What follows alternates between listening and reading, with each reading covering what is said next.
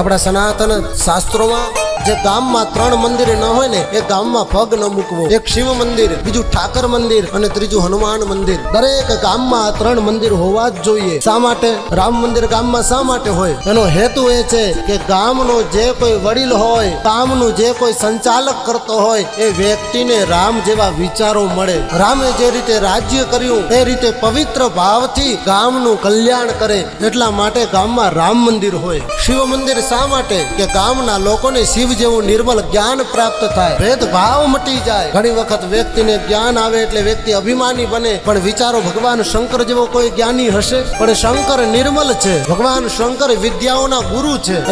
એટલા માટે ગામમાં શિવ મંદિર જોઈએ. અને ત્રીજું હનુમાન મંદિર. હનુમાનજી તો ગામના દ્વારપાલ કહેવાય. હનુમાન જેવી ભક્તિ દરેક લોકોને પ્રાપ્ત થાય, અભિમાનથી રહિત ભક્તિ દરેક લોકોને પ્રાપ્ત થાય. એટલા માટે હનુમાનજીનું ગામમાં મંદિર હોય.